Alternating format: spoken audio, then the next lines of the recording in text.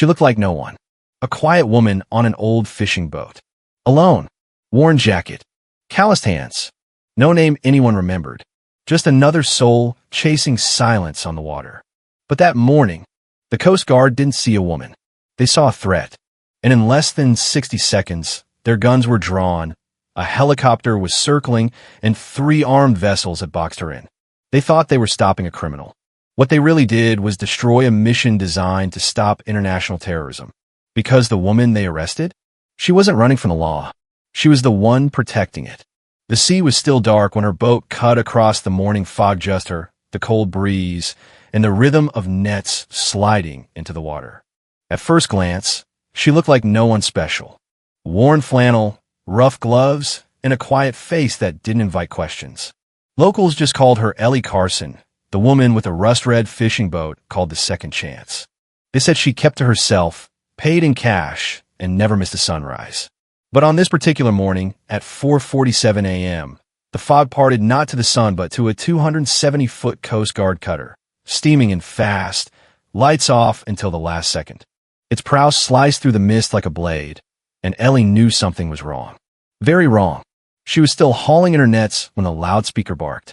Fishing vessel Second Chance. This is the United States Coast Guard.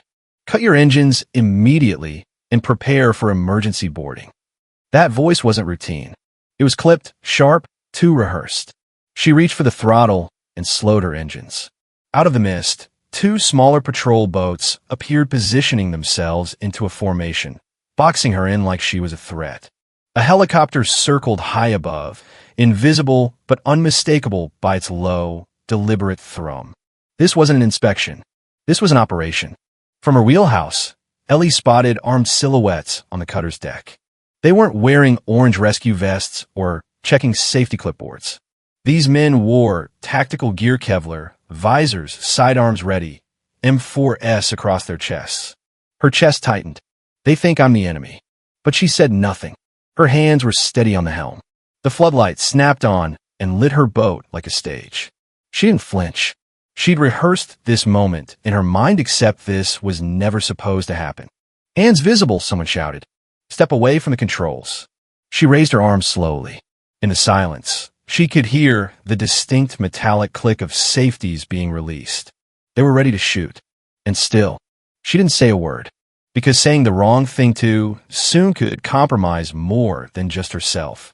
The patrol boats flanked her starboard and port sides.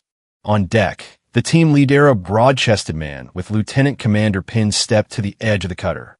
Ma'am, you're under investigation for involvement in arms trafficking and other federal violations. We will be boarding your vessel immediately. His name, Patch Red Morrison. His voice was full of confidence. The kind of confidence that came from 8 months of surveillance and a folder full of evidence that seemed irrefutable. He thought he had her.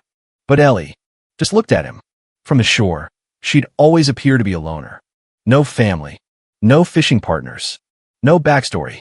But now, to these men, she looked like something else entirely. A decoy, a smuggler, a threat. And the truth was, they were right to be suspicious. Just, not for the reasons they thought.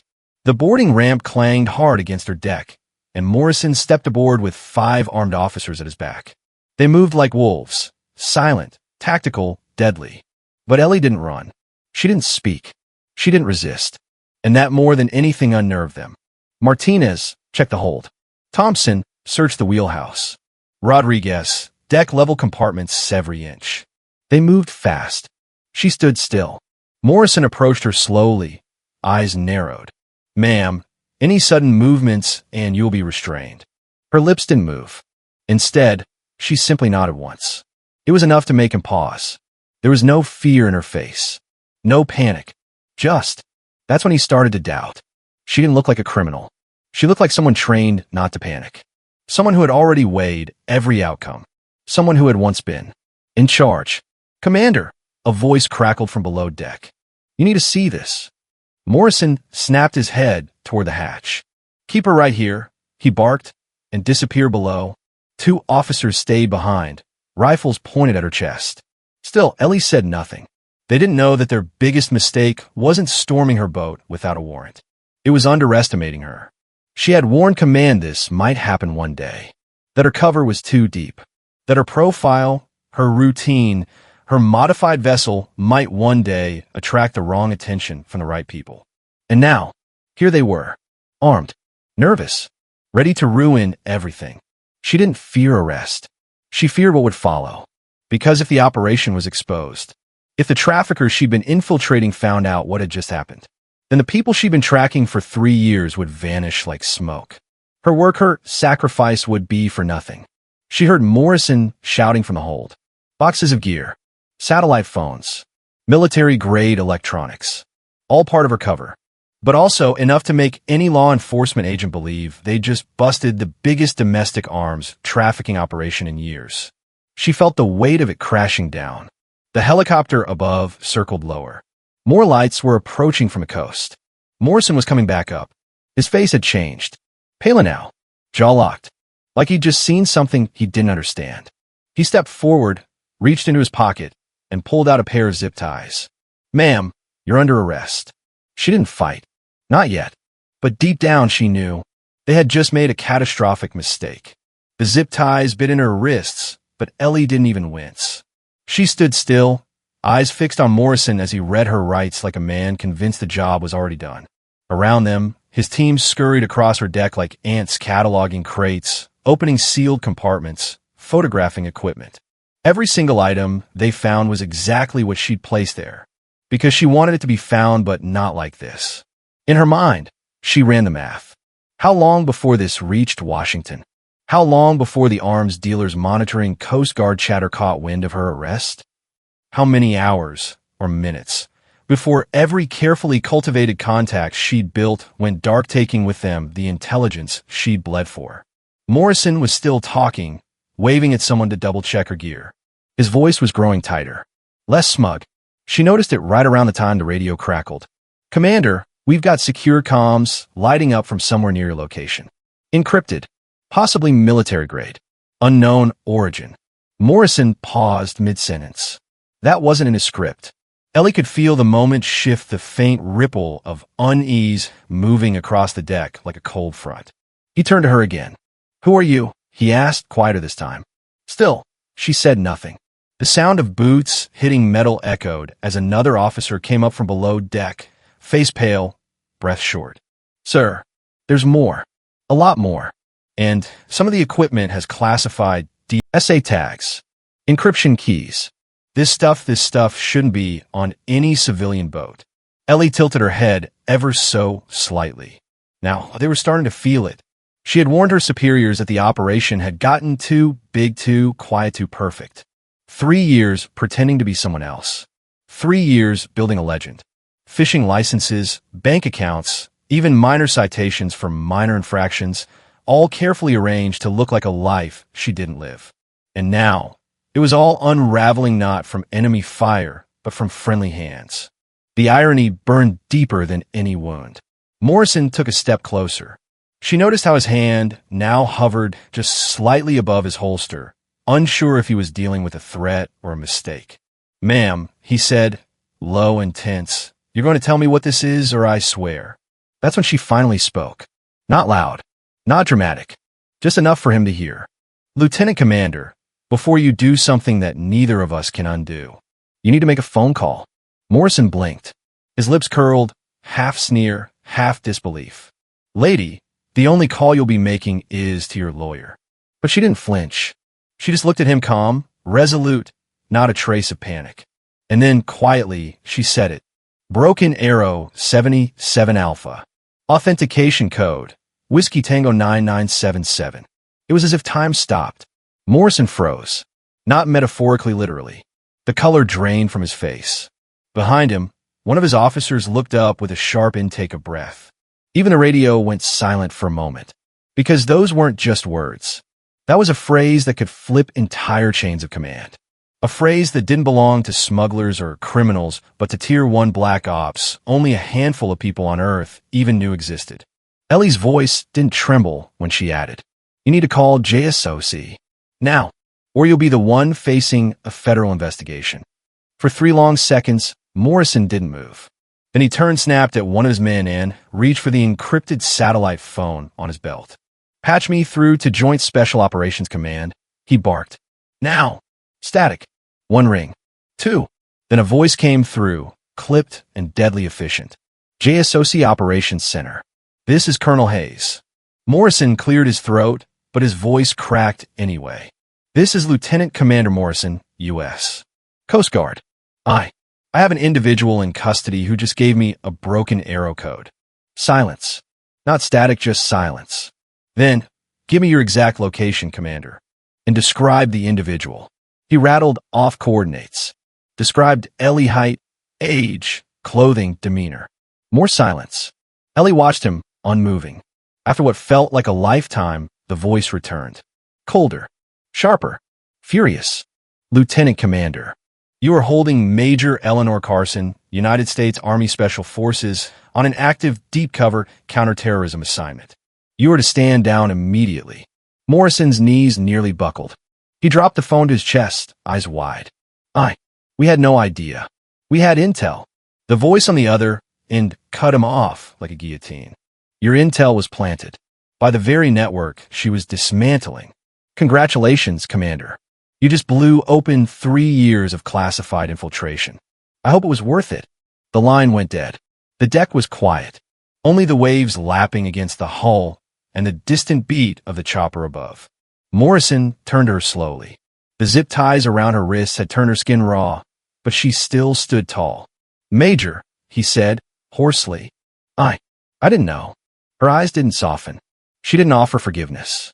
She just said, "How long have you been watching me?" He swallowed hard. 8 months. She closed her eyes. 8 months. Every trip, every meeting, every exchange she'd orchestrated under the radar. Now traced, logged, reported, and likely exposed. She didn't need confirmation. The operation was dead, and her cover? Burned beyond repair. The radio on Morrison's hip hadn't stopped buzzing. He wasn't answering it. Instead, he stood there in stunned silence, watching the woman he'd just shackled, the one he had paraded as the centerpiece of a career-making bust, now regarded as someone far above his pay grade. Around them, the rest of the Coast Guard officers shifted uncomfortably. Some whispered. Others looked down at the deck. No one dared meet Ellie's eyes, because something had changed, not just in command, but in atmosphere. They weren't guarding a suspect anymore.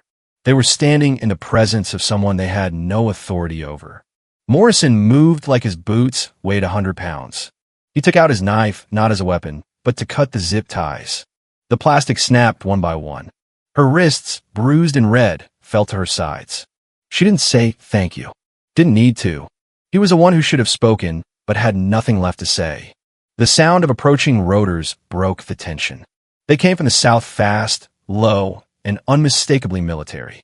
Within seconds, 3 unmarked Blackhawks pierced the horizon, slicing through the thinning fog. Behind them, a 4th, heavier transport chopper lumbered in, the kind used when damage control was no longer theoretical but mandatory. Morrison turned toward the horizon. His mouth opened, but nothing came out. Ellie didn't even flinch. She just watched, like she'd known they'd come all along. The first Blackhawk hovered over the deck of the cutter Vigilant, its landing gear touching down with precise timing. The side door slid open before the rotors had stopped spinning, and out stepped a man in full military uniform, boots polished, silver eagle insignia gleaming on his collar. Colonel Hayes. His eyes locked onto Morrison before he even crossed onto the deck of the Second Chance. Behind him came 2 men in black suits. No name tags, no ranks, no greetings, just sharp eyes, clean files, and a quiet authority that made every enlisted man on deck take one careful step back. Ellie knew them immediately. Smith and Jones. That wasn't their real names, that was the point. They didn't operate in reality. They operated in aftermaths. Hayes approached without ceremony, his voice as clipped and cold as a drawn blade. "Major Carson." She nodded once. "Report." She didn't delay. No emotion. No bitterness. Just a clinical assessment of the situation. The arms trafficking ring she'd infiltrated, the relationships cultivated over years, the dead drops, the financial accounts tied to international terror organizations. Everything. All of it now compromised. Hayes listened, his jaw tightening with each detail. Smith scribbled notes on a tablet. Jones didn't blink.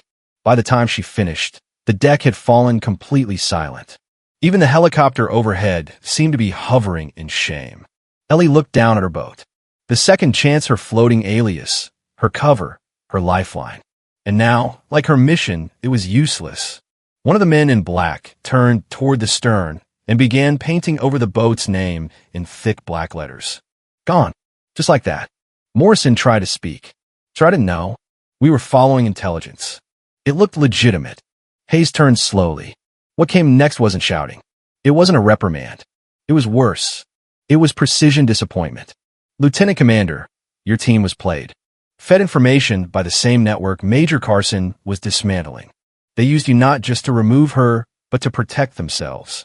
You didn't just ruin her operation. You helped terrorists clean house. Morrison paled, shoulders dropping. His voice cracked. Is there anything I could do to fix this? Ellie looked at him then. Not with hatred, but with something quieter. Something sadder. Next time someone hands you a case that feels too easy, ask who benefits. It landed harder than any accusation. He nodded once, hollowly. His career was over, he just didn't know how much yet. The rest of the team had stopped moving entirely. Not out of protocol, but out of discomfort.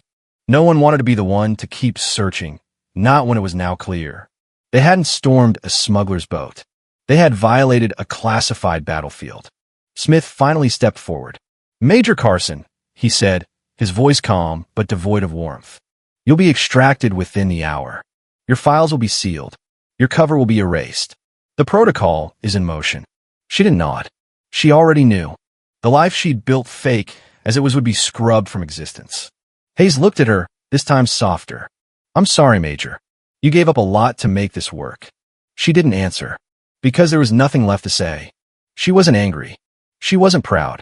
She was just done. And now, she would vanish. Again. But not before watching the men who had mocked her, suspected her, arrested her, now standing still, eyes low, not daring to speak. Because now, they knew who she was. An hour later, the second chance floated silent under the afternoon sun, stripped of her name, stripped of her mission, and soon, of the woman who had made it more than just a boat. Ellie stood at the stern, hair tied back, sleeves rolled, watching the black paint dry over the only thing that had felt remotely hers for the last 3 years. And even that had never been real. The men in suits moved with quiet urgency. Equipment was packed. Logs were wiped. Photographs removed. Every trace of her cover was being erased as if it had never existed. She didn't stop them. This was the cost. It always had been. Colonel Hayes stood beside her now, watching the horizon. You know this doesn't go in any file, he said quietly. No medal. No credit. Not even a name. Ellie nodded once. I didn't do it for the files. He studied her for a moment. She had that stillness that only came from people who'd seen too much, lost too much, and carried the weight without needing to tell anyone. You could have said something earlier, he added. She gave the faintest smile. If I had to say who I was every time someone pointed a gun at me, I wouldn't have made it past year one. Hayes chuckled once. It was bitter. Behind them, Morrison watched from a distance. His posture was different now, no longer straight-backed and sure, but heavier, slower. The kind of stance that belonged to someone who just realized they weren't the hero of their own story. He walked over, hands empty, voice low. Major Carson. She turned. There was no malice in her eyes. Just weariness. I want to say I'm sorry, he said. She looked at him for a long time. Not searching for guilt, but understanding if he meant it. You were doing your job, she replied. You just didn't ask who wrote the script. He looked down. I've been a by-the-book man my whole life, he said. But the book didn't prepare me for this. She shrugged gently.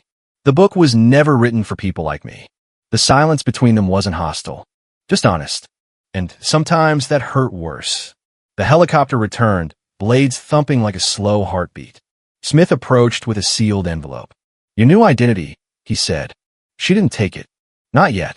Instead, she walked to the bow of the boat, alone, and looked out toward the coastline. That same California line she'd stared at each morning before dropping her nets. Not for fish. For information. Each morning, pretending to be someone simple. Someone small. It had taken years to disappear into that life. Now she had to disappear from it. Hey, step behind her one last time. You're a ghost now, Major. I hope you're okay living like one. She didn't answer. Because ghosts don't talk. The wind caught her jacket, revealing a glimpse of something on her inner sleeve, a worn, fraying patch. Not military, just the embroidered outline of a bird in flight. Morrison saw it from afar. He'd seen patches like that during his old Navy days. Special Forces reconnaissance teams wore them, the ones who went in first, alone, and came back with maps drawn in blood and instinct. She wasn't just military. She was legend, and none of them had seen it. Minutes later, the helicopter's ramp lowered. Ellie Carson, or whatever her next name, would be stepped aboard without a word, carrying nothing but the silence she'd earned. The rotors roared back to life. As the Black Hawk lifted off, the entire deck of the Vigilant watched in silence. No salutes, no applause, just a quiet understanding that they'd been in the presence of someone whose story would never be told. Because that's how the real ones operate. Not with medals, but with scars. From the sky, she looked down at the boat one last time. The name was gone. The cover was gone. But the mission and what it cost would live in her bones forever. Colonel Hayes spoke into his radio as the helicopter disappeared. Mission terminated. Asset extracted. Package lost. Damage total. Back on deck, Morrison stood still for a long while. Rodriguez came up behind him. She was just trying to stop the bad guys, he muttered. And we stopped her. Morrison nodded, slowly. No, we didn't stop her. We proved why she was necessary. And with that, he walked back below deck, a man who would spend every night wondering how many lives have been lost because he did exactly what he was trained to do without ever questioning why. The next Coast Guard report would say the operation was a training exercise. Ellie's name wouldn't appear in any line item. But the real story?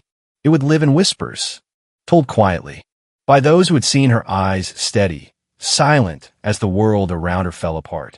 Because some wars aren't fought on battlefields. They're fought in silence, by those willing to be forgotten just to keep others safe. Don't judge silence for weakness. Sometimes the quietest person in the room is carrying the heaviest burden and protecting the most lives. In a world full of assumptions and misinformation, ask yourself, who really benefits from what you believe? Because sometimes the enemy isn't who you thought, and the hero isn't asking for credit. What would you have done if you were the commander? Have you ever seen someone mistaken for being less, only to turn out to be more than anyone imagined? Tell us in the comments.